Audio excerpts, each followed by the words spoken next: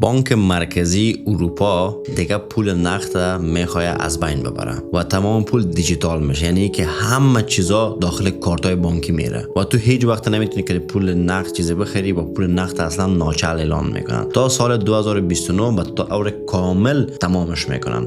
پس اگه تو در اروپا هستی این خبر از دست نتی میتونه که زندگیت مکمل چینج بکنه، به خاطر که اگر پول داری پیش در پول نقد داری، پول هست که مثلا از استفاده نمیکنی یا پولای دیگه که دارین شما، همشان میتونه که از بین بره. و اینجا در این ویدیو براتون میگم که چی باید انجام بدین، چی کارا را باید پیش از پیش انجام بدین. هنوزم وقت 2-3 سال وقت دارین این کارا میتونین انجام بدین، ولی وقت خیلی کم مونده. سال 2027 شروع میکنن و شاید هم برای شما نوشته بکنن یا یکی داخل تلویزیون ها بگن که شما اگر پول نقد دارین لطفاً به بانک بیارین تسلیمش بکنین، چون بعد از این تاریخ دیگه پول نقد داخل اروپا چالش نداره. نه تنها آلمان، نه تنها هلند، تمام اروپا به این شکل میشه و خبرهای خیلی جالب هم از داخلش. و کسایی که پول نقد در خانه نگاه کردین، کسایی که پول نقد داخل خانه دارین، داخل اروپا هستین، بفهمین که اوضاع خیلی سخت‌تر از چیزی میشه که شما فعلا فکرش کرده هستین، یعنی پولای نقد از بین میره. در این ویدیو مکمل برای شما مشورت میدم که چی باید انجام بدین. سلام، خدا کنه که جور و صحتمند و سر حال باشین. فعلا شایعات است که صرافی میکسی از بین رفته و کسی اجازه نمیده که پولای خود بکشه. میتونیم بریم چکش بکنیم داخل آنچین چقدر پول وارد صرافی هست فعلا و چقدر پول داره فعلا و آیا حرفایی که میزنن برای آنچین و برای دیفای و برای ازی که داده ها نشان میده واقعا داره یا نداره، یا که راستی است و پول خود صرافی میکسی بکشیم. ما اولتر از همه براتون میخوایم بگویم که هیچ صرافی CEX یا سنترال اکسچنج قابل قبول نیست به خاطر نگهداری بلند مدتتون. یعنی مثلا بیت کوین امروز شما میخرین 2 سال نگاه میکنین، 3 سال نگاه میکنین، صرافی ها برای شما خوب نیست و همیشه وقت داخل هارد والت نگاهش بکنین یا هم داخل سافت والت، داخل تراست والت یا میتاماسک یا هر والت دیگه که هست. از وب ترین باشه مشکل نداره، همشون اوکی است. گفتم برای بلند مدت خوب نیست، ولی برای کوتاه مدت میتونه صرافی میکسی خوب باشه، میتونه صرافی کیسکس خوب باشه، میتونه صرافی بایننس خوب باشه، ولی گارانتی هیچ کدامش نداره. حتی بایننس و کوین بیس هم گارانتی نداره، چون آنلاین است، سنترالایز است، هر چیزی که دلشون شبه اون کارا میتونن انجام بدن. یعنی که پولایت میتونن بند بکنن، پولایت میتونن آزاد بکنن، هر کاری که بخوای کار انجام میده برات، به خاطر که اونا خودشون رئیس خودشون هستن.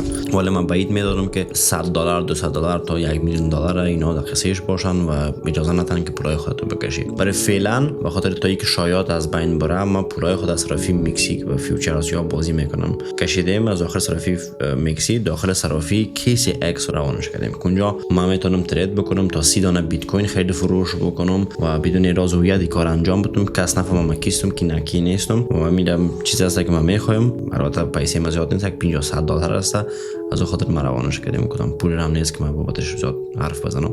حرف اینجاست که برای فعلا اگر فیوچرز بازی میکنین صرافی کیسی اکس بهتر است، فیس هم کمتر میخوره و به خاطر از اینکه پولای شما حتی $50-100 هم کاسته بند نشه و این شایعات اگر تا حد امکان اگر درست باشه چی، پس شما میتونین که از صرافی کیسی اکس فعلا استفاده بکنین. لینکش در دسکریپشن است، میتونین که پول استفاده بکنین یا اینکه از میکسی استفاده بکنین با پول کم و منتظر باشین که کدام خبری به کدام چیز شوه. ولی میریم امروز چکش میکنیم. ما اگرچه اینجا داخل توییتر خود گذاشتم که صرافی میکسی اوضاعش اوکی است، کدام مشکل نداره، ولی بازم بریم اینجا زیادتر چه داخل سایت دیفای لاما هستیم. ما اگه سرچ بکنیم، ما دیگه چیزا هم سرچ کردیم، مثلا پیش از پیش کوین بیس، بای بیت، مثلا من میگم بایننس مثلا چه CEX از سنترالایزد اکسچنج است. اوکی، ببینین صرافی بایننس چند وقت پیش مثلا $211 میلیارد داشت، ولی فعلا آماده پیسش رسیده به $192 میلیارد داخل از هستن. اسیتاش اگر ببینیم چی داره، مثلا نوشته است اینجا 18% BNB است، 31% بیت کوین است، 18% USDT است، ایتریوم است، داج کوین است، مثلا USDC 7 میلیارد داره، 6 میلیارد هم XRP داره، کلش این نوشته است که چقدر چیز داره. و اینجا توکن بالانس راو کوانتیتی است، ولی کار نداریم اینفلو و آوتفلوش است، چقدر وارد شد چقدر خارج شد.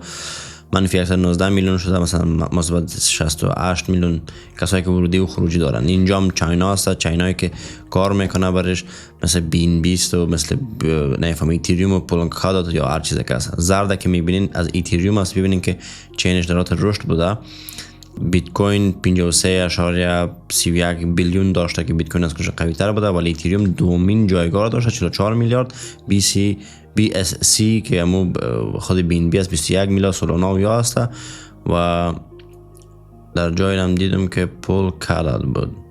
پولکادات 979 میلیون دلار است و پولکادات هم رشد داره. ببینین این رنگ از پولکادات است. خب یاش نمیگردیم زیاد که شما را زیاد خسته نسازیم. این از استیبل کویناش است که 49 میلیارد استیبل کوینش، 46 میلیارد استیبل کوینش، انفورمیشنش هم اینجا است و ما هم صرافی میکسی را چک میکنیم. 4.89 میلیارد پولش هست که پیش خود داره که یعنی قدرش ایتریوم است 3.90 میلیاردش ایتریوم است، بیت کوین 33.96 میلیونش است، سولانا قدر است 23 فلان بسمدان و همون قسمی که پایین بین کلش نشان میده که تا بیسش مثلا 3.4 میلیون است، 5 لک دلار است، اپتوس مثلا 6.73 میلیون دلار داره و اگر اسیدش اینجا ببینیم رشد در حالت رشد بوده 1.48 میلیارد بوده شده مثلا 4 میلیارد فایده زیاد گرفته. ولی ببینید که رو به رشد است و هیچ کدام اسپای که مثلا اینجا نزولی یا یک قسم نزولی ما ندیدیم که بعد از مثلا به ترم شبانه رفته باشه و یک خواب کرده باشه. همه چیز اینجا به نظر من اوکی معلوم شده درسته و ما کدام مشکل نمیبینیم. اسیتاش اگر من بیایم ببینیم اینا چینایش هست که چینایی که داره ایتریوم داره، بیت کوین داره، از BNB هست، OP هست، ترون هست، پولیگون هست، آربیتروم هست. این هم چینایش هست که اینجا هم داره رشد هست و اینجا هم که توتال ولیو USDش هست که ارزش اصلیش نشون میده. اینجا هم بالاست تا ولی کدام پایینی وجود نداشته. اینجا هم 2.08 میلیارد USDT داره. صرافی خود ارز صرافی 747 میلیون دلار ارز خود صرافی داره.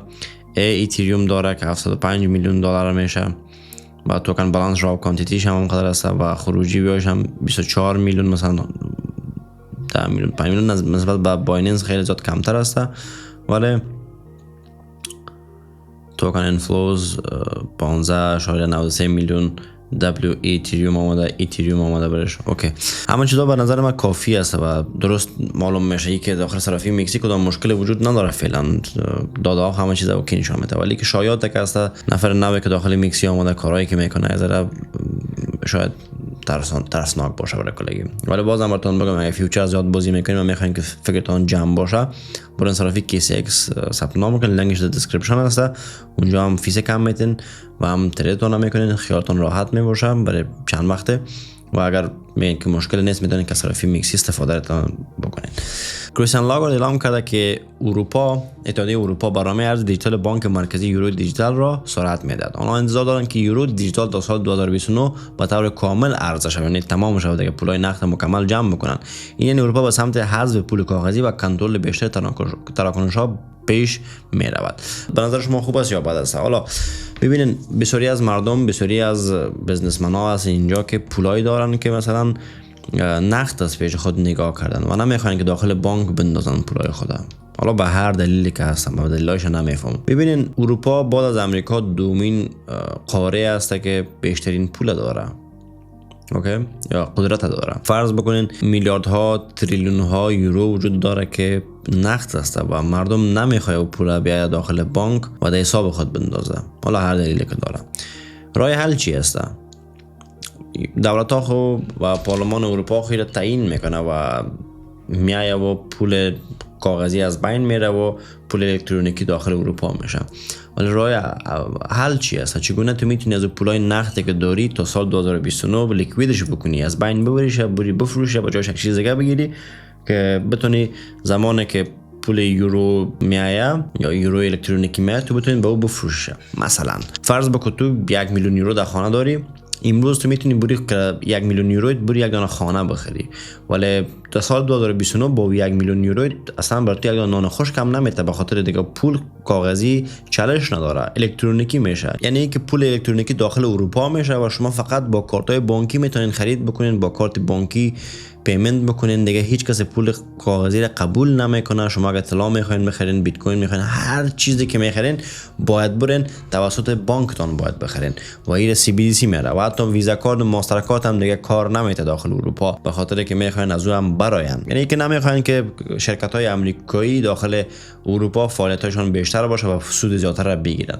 اول کنترل مردم زیادتر میشه، کسایی که سیاه کار میکنن، کسایی که مثلا یک انعام میگیرن از یک نفر، فرض کن مثلا یک نفر پیش ما کار میکنه، 100 یورو برش انعام میتم، یادم باید برای انعامی که گرفته را باید به اداره مالیات بگویه که مثلا ما $100 یا 100 یورو انعام گرفتم، 1000 یورو انعام گرفتم یا بر ما تو گشنگ دادن در آلمان و از او باید برای تکس خدا به تک زیاد می باشه پولش. اوکی دیگه این پولا دیگه وجود نداره، کسی برای دیگه روان میکنه و کارت بانکی دی روان میکنه و دولت میفهمه که چقدر پول آمد، چقدر پول رفت و چقدر باید تکس بدی. و دیگه ای که یک نفر میرفت مثلا یک مینی جاب خود یک جای میرفت نام خود نوشته میکرد و میره فول تایم جاب کار میکرد، دیگه خلاص شده، دیگه نمی باشه دیگه. سال 2029 خلاص شد دیگه. یعنی بخی از کلایتان جمع بکنین. تا سال 2029 شما زمان دارین که پولای نقد خود تبدیل به استا بکنین، خانه بخرین، طلا بخرین یا هر چیز دیگه که فردا روزش بتونین به پول الکترونیکی تبدیلش بکنین. به نظر من بهترینش بیت کوین است. حالا شما فرض بکنید در اروپا چقدر گروه ها هستن، چقدر افراد هستن که پول زیاد دارن و نمیخواین که پولای خود داخل بانک بگذارن. اینا چی کار را باید انجام بدن؟ برن پولای خود باید خانه بخرن که بازم نمیخواین این کارو بکنن، برن طلا بخرن بازم نمیکنن به خاطر که باز الکترونیکی میشه، یا اگه طلای زیاد پیش خود جمع بکنن بازم نمیشه داخل خانه نگاه کنن، نمیتونن، مجبور میشن برن بیت کوین ارزهای دیجیتال بخرن.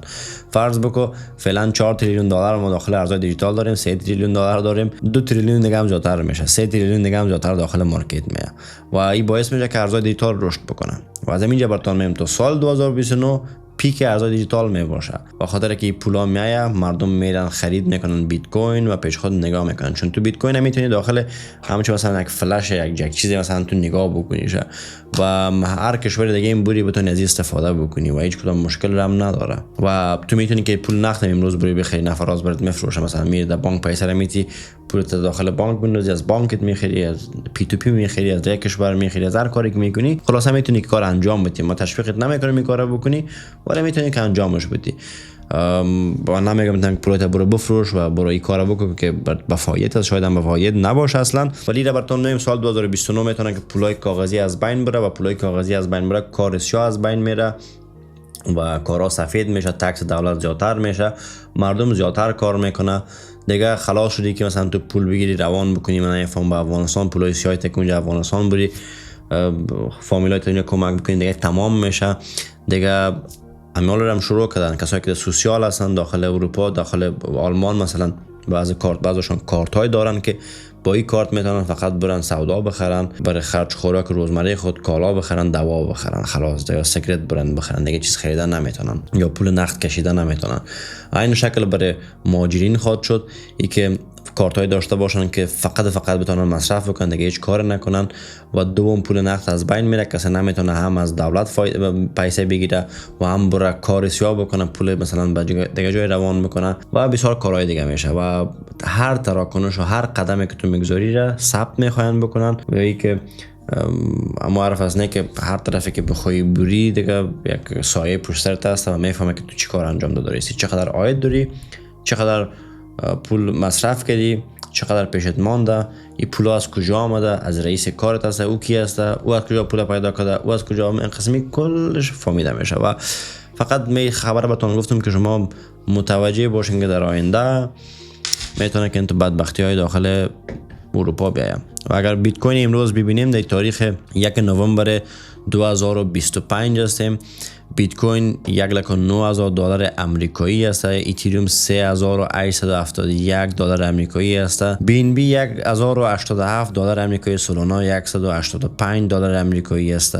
و سال 2029 زمانی که CBDC اروپا وارد شود داخل مارکت، به نظر من حداقل بیت کوین بالاتر از 1,50,000 تا $2,00,000 امریکایی خواهد ما دیدیم، به خاطر خیلی پولا سرازیر میشه داخل بیت کوین و بسیارا میرن بیت کوین میخرن چون غیر متمرکز است و هیچ کس نمیفهمه که چی کار میکنه و کی چی میخره. تمام.